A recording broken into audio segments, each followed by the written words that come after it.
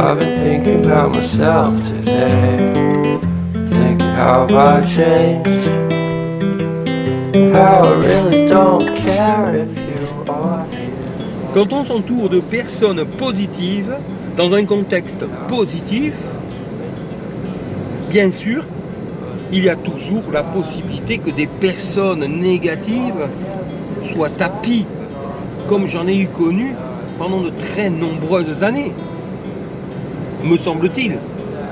On ne peut jamais juger, on ne peut jamais être certain.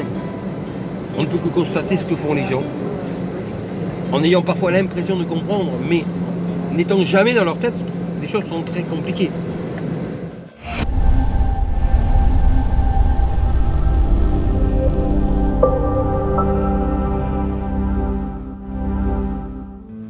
But I'm still looking forward to watching part 2 of Deathly Hallows with you. Il est bien évident que les personnes dont on s'écarte, à qui on ne donne plus de nouvelles, parce que ces personnes ne correspondent pas au nouvel environnement que nous nous sommes créés, nous nous retrouvons bien souvent face à une incompréhension.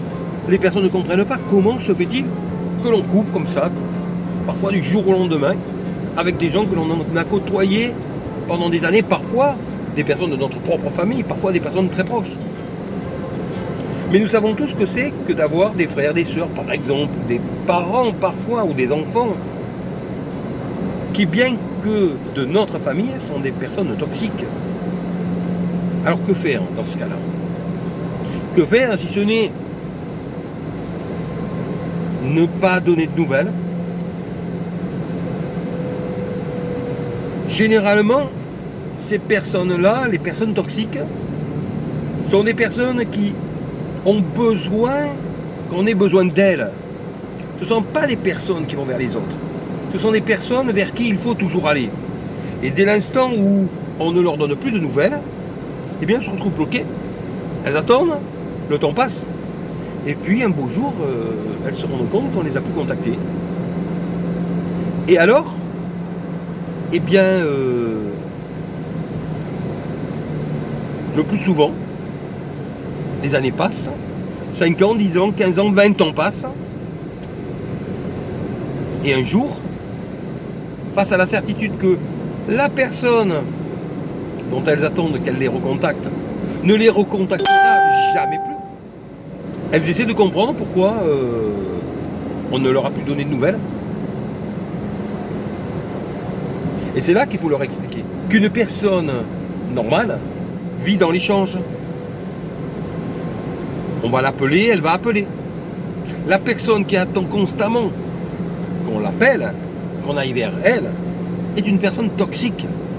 Et à un moment donné, les personnes toxiques, il fallait les mettre à l'écart pour ne s'entourer que de personnes qui ne sont pas toxiques. Alors bien sûr, ces personnes-là se rendent compte 10 ans, 15 ans, 20 ans après, qu'effectivement, il n'était pas normal de se comporter comme cela, qu'effectivement la personne qui s'est mise en retrait s'est protégée et qu'elle a eu raison. Cela peut être à l'origine une prise de conscience, ou pas, car me dira-t-on, les personnes qui sont vraiment des mauvaises personnes, dans tous les cas, ne verront jamais le bien, dans tous les cas, n'apprécieront jamais le positif, le rejetteront toujours, le nieront toujours. Et ce n'est pas parce que quelqu'un est de notre famille, parents, enfants, frères ou sœurs, que ces personnes sont de bonnes personnes. Encore une fois, cela est la plus grande illusion. Cela est triste, mais il faut savoir se faire une raison. Donc je terminerai ainsi. Notre monde est une gare de triage, dans laquelle les différents événements de la vie nous donnent une opportunité de faire la démonstration de ce que nous sommes et de ce que nous valons. Tout est là. Là est la réalité. Là est la réalité de notre monde. Ce n'est pas la peine de chercher autre chose. Et donc, certaines personnes sont de bonnes personnes, cela se révélera toujours. Elles peuvent faire des erreurs, ces personnes sont capables de les reconnaître, de les réparer. Et puis il y a les mauvaises personnes, dont au bout du compte il ne faut rien attendre, et de qui le mieux est de s'éloigner, quoi que cela puisse nous coûter. Car il en va de notre santé morale, et même de notre santé physique. Car les personnes toxiques nous intoxiquent aussi bien intellectuellement, psychologiquement que physiquement. I wasn't looking out for you, I'm sorry, I'm so shallow. But I'm still looking forward to watching part 2 of Deathly Hallows.